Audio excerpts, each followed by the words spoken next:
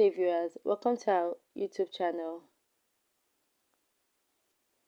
The news headline: The Nigerian billionaires and Tinubu's tax reform. The news in detail.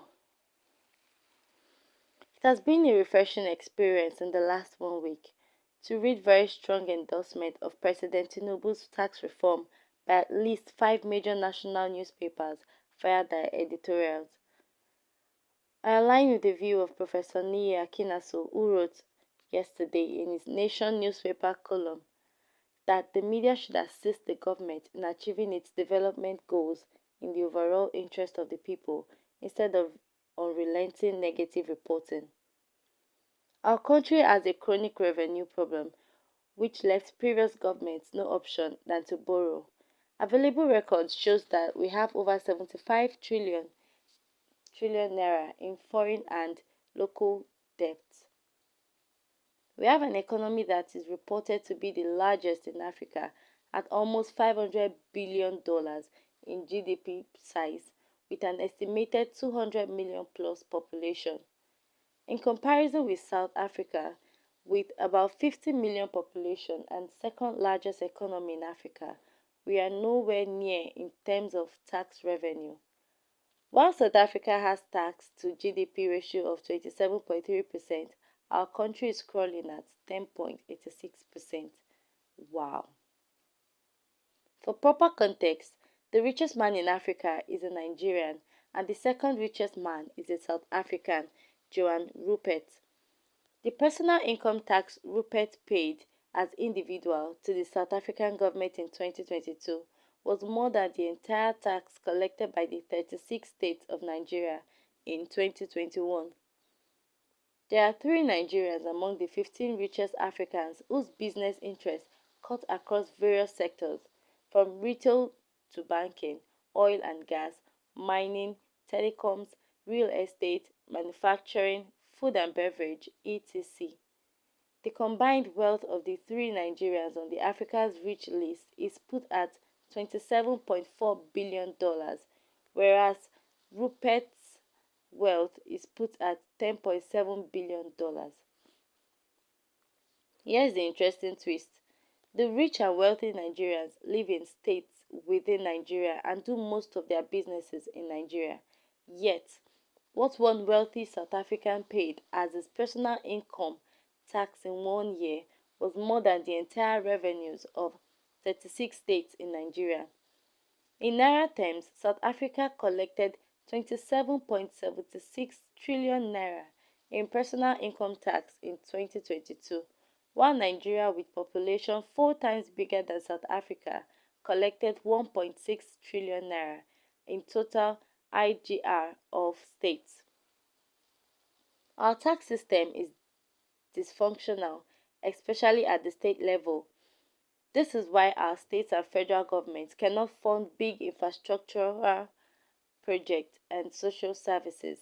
It is the reason the Taiwo Oyedele-led Tax and Fiscal Reform Committee put together by President Tinubu has come at the right time. The committee aims to close annual 20 trillion naira tax gap Nigeria is denied within the next few years by bringing more eligible tax-paying Nigerians into the tax bracket. This does not mean that the federal government is planning on raising taxes. Far from it. It only means time has caught up with wealthy Nigerians who have hitherto evade paying their taxes. The committee already has its job cut out for it. President is determined to reset the finances of the country to generate the required money to fund real development and improve the quality of lives of Nigerians.